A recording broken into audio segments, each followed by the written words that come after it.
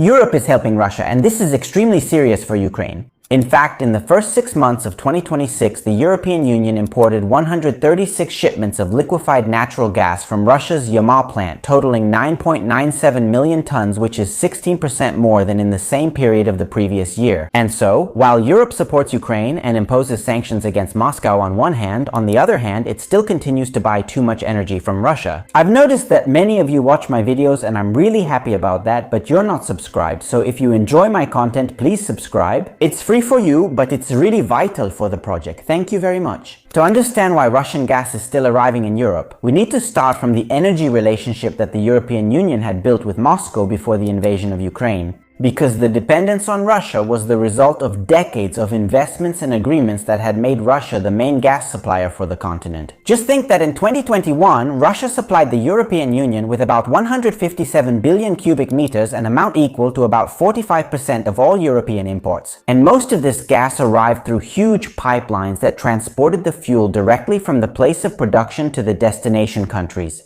For example, the Nord Stream connected Russia to Germany through the Baltic Sea. The Yamal Europe pipeline passed through Belarus and Poland, while other supplies reached Europe by passing through Ukraine or via the Turk Stream, which crosses the Black Sea and arrives in Turkey before continuing on to Europe. Clearly, these infrastructures required huge investments and years of work, creating a system that was difficult to change quickly. Because a pipeline can't be moved to another continent, and it only has value if someone puts gas in on one end and someone else buys it on the other. And for many European governments, this relationship seemed pragmatic because Russia had huge gas reserves, was close to the European market, and could supply large amounts of energy using already existing infrastructure. Russian gas thus helped heat homes and power European industries, becoming especially important for sectors that consume large amounts of energy, such as chemicals and steel. Germany in particular had built part of its industrial model on access to abundant and affordable energy, but Italy, Austria, and several other European countries had also developed networks and contracts with Russia. And for years, this relationship guaranteed Russia a huge and stable market, while Europe was able to obtain large amounts of energy under conditions considered favorable. The problem, however, was that this relationship had created a strategic vulnerability for Europe. Because relying on a single country for almost half of your energy imports means allowing that country to exert strong influence over the European energy system and therefore over the industry and the entire economy of the continent. Furthermore, energy contracts can last for decades and the infrastructure is designed to last, so decisions made many years earlier continue to have consequences even if the political context changes. And so, when in 2022 Russia invaded Ukraine, Europe found itself having to dismantle in just a few years an energy relationship that had been built over decades, while at the same time trying to prevent the reduction in supplies from Russia from causing a serious economic crisis. But what did Europe actually do after 2022?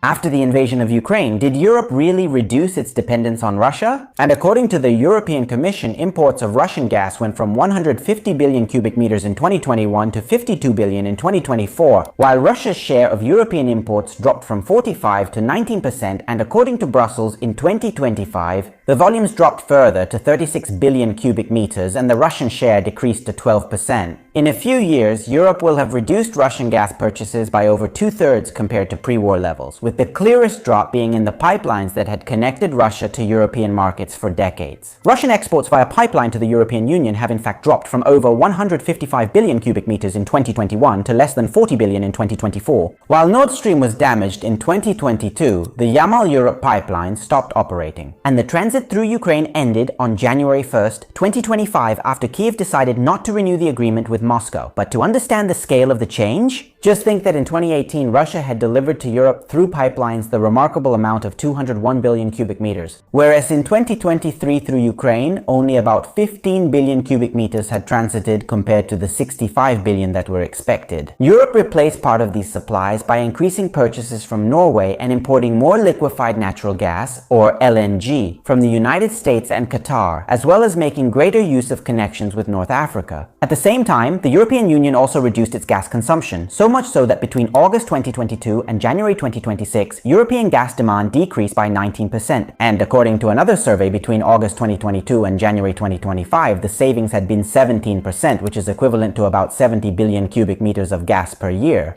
And part of this result came from energy efficiency and renewables. So much so that between 2021 and 2024, the installed capacity of wind and solar increased by a total of 58%, allowing for savings of about 38 billion cubic meters of gas in 3 years. However, this also came at a high cost. We have to say it, because in 2022, the reduction in Russian supplies helped drive up gas prices, causing inflation and thus impacting European industrial competitiveness. Because companies that consume a lot of energy found themselves facing much higher costs. The increased use of LNG also exposed Europe to a global market where the same gas cargoes can be bought by either European or Asian customers. So, reducing dependence on Russia actually made the Union more diversified, but also more exposed to international competition to attract available shipments. Because, just to be clear, pipeline gas has to go from point A to point B, and that's it. A ship, on the other hand, can go wherever it wants. But then, why does Russian gas keep coming to Europe? Because while almost all the land routes have been closed or downsized, ships loaded with liquefied natural gas from Russia have continued to dock at European ports. Just think that in 2024, Russian LNG sales to the Union had almost doubled compared to the previous period, reaching about 25 billion cubic meters while pipeline supplies had collapsed. And Bruegel tells us that European imports of Russian LNG increased by 60% in the 3 years following 2021 despite the overall decrease in Russian gas purchased by the Union. And the center of these exports is Yamal LNG, a facility located in the Russian Arctic and controlled by the Russian company Novatek. Consider that Yamal produces about 18 million tons of LNG per year, and geographically Europe is the easiest destination for this production.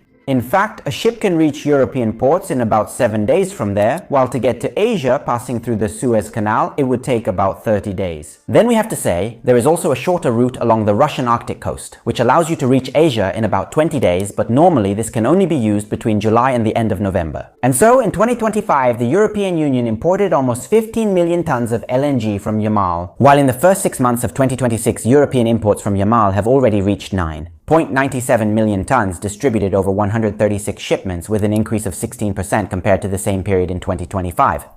And this growth is actually part of a broader trend because between January and May 2026, European imports of Russian gas by pipeline also increased by 7% compared to the previous year, while imports of Russian LNG grew by 11%. One of the reasons for this growth is probably the anticipation of purchases before the new European bans come into effect, we have to say, because since April 2026, the European Union has banned imports of Russian LNG linked to short-term contracts, while long-term contracts can still be made. But even this type of contract will be banned starting from January 1st, 2027.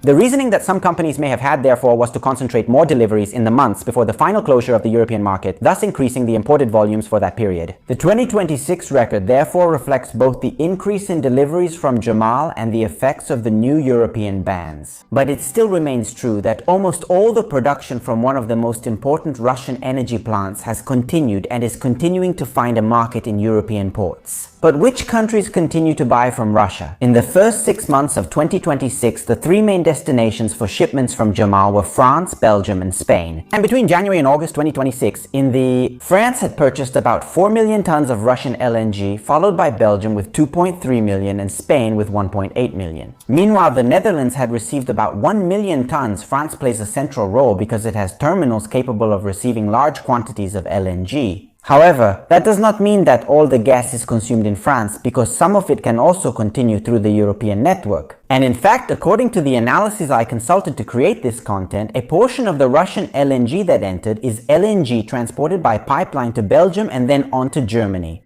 Belgium plays a similar role, partly due to the Zeebrugge terminal, a key logistics hub in the European market, where a European energy company created from the reorganization of German activities related to Russian gas receives LNG under a contract that provides for about 2.9 million tons per year coming from Yamal. Spain, on the other hand, has a large regasification capacity, but the connections through the Pyrenees do not allow all that capacity to be automatically transferred to the center of the continent. And a major Spanish company signed a contract with Yamal in 2013 that provides for the supply of 38 terawatt-hours of gas per year until 2041. While the value of purchase commitments still linked to Russian LNG amounts to about 10.95 billion euros or about $13 billion.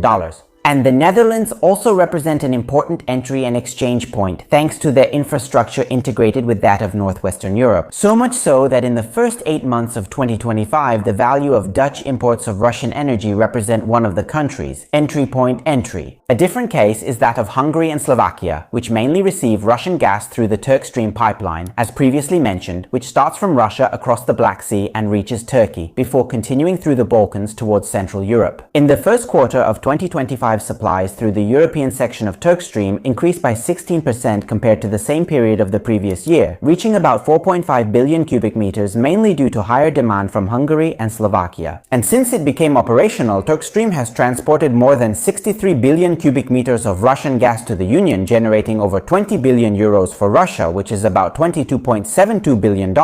It should be noted, however, that Hungary and Slovakia do not have direct access to the sea and therefore must obtain gas through the networks of neighboring countries. This is a real geographical constraint, but it should also be said that political decisions still carry significant weight. Because Slovakia and Hungary have maintained or even strengthened their relationship with Russia, and the Slovak public supplier has even confirmed in 2025 its intention to expand its long-term contract with Russia. So geography does make diversification more difficult, but government choices determine how quickly alternatives are implemented, if they are implemented at all. The fact is that Poland and the Baltic countries have introduced national bans on Russian gas, while Germany has almost completely lost direct access to the previous Russian routes and has equipped itself to receive LNG. Italy has cut its exposure with connections to Algeria and Azerbaijan, while the Czech Republic sought new supplies from neighboring countries. However, a significant portion of Russian gas continues to arrive in Europe, also due to contracts signed many years before the war. The gas market often depends on long-term agreements that provide producers with stable customers. And these contracts can include clauses called take or pay, under which the buyer must pay for a minimum quantity even if they decide not to take delivery of it. For this reason, a large French company explained that it cannot suspend supplies since there is a European legal basis, while a Spanish company is considering using the ban as force majeure grounds to modify or terminate the agreements. The problem, however, is that these choices can be challenged by the Russian counterparts and turn into disputes with claims for compensation. And then there's also the issue of the global LNG market, where ships are sold to whoever pays the most. This forces Europe to compete with Asia and makes prices very sensitive to shocks. In March 2026, for example, the international crisis in the Middle East reduced about 20% of the global LNG supply, causing prices to rise rapidly because the supply decreased. In a similar case, cutting off Russian gas right away would have put more pressure on industries and consumers, as everyone would compete for the limited LNG ships. There's also the risk of swapping one dependency for another. Consider that the United States has become one of the main alternative suppliers and in 2025 increased exports by about 15%, which is around 20 billion cubic meters according to some estimates, and 22.5 billion according to others. So, is Europe funding Putin? Well, when a European company buys Russian gas, the money paid is not transferred directly and entirely to the Ministry of Defense in Moscow, as is obviously the case, because part of it covers extraction and transportation costs, while other resources go to the companies involved and their shareholders. Furthermore, in the case of Yamal, the project doesn't even belong solely to the Russian state, because Novatek is a private company and there are also other shareholders involved in the plant. So the positive note is that every euro paid by Europe doesn't automatically go to the Russian army, but these purchases still have positive effects on the Kremlin's finances, and that needs to be said.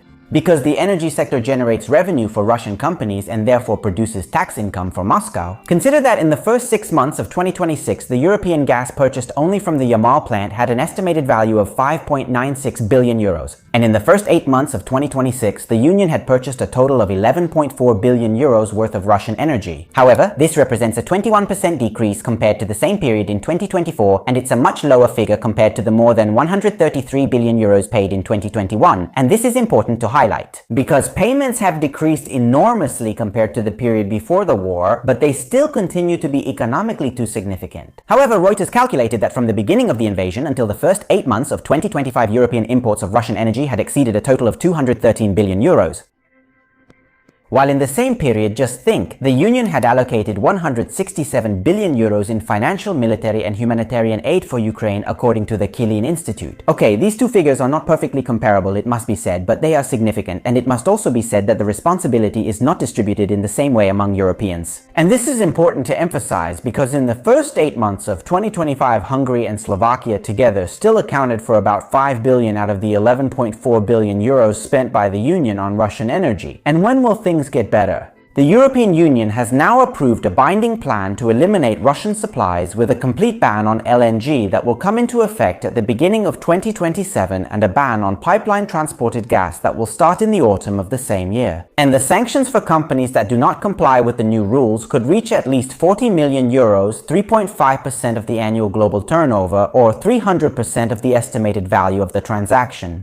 However, the Union should also aggregate a greater share of its own gas demand, because today, multiple companies or European countries can end up competing with one another to purchase the same LNG cargoes, that is, to buy the same shiploads, and thus, paradoxically, increase the price paid by Europeans. A coordinated purchase would let us appear as a larger customer with more bargaining power in the market. Finally, it would be real diversification, because replacing all Russian gas only with American supplies would create a new dependency and would once again leave Europe exposed to the decisions of others, to the decisions of a single major supplier again. However, the most solid strategy is perhaps to reduce Europe's need for gas, because the more Europe consumes, the more it has to compete for global supplies and therefore remain exposed to the decisions of producers. And so, energy efficiency, nuclear power, and renewables could structurally decrease the demand for gas, making us more autonomous and secure. And do you think Europe will be able to replace all Russian gas in the coming years? Let me know in the comments, leave a like, hype it up, and subscribe to the channel if you enjoy my content. Bye.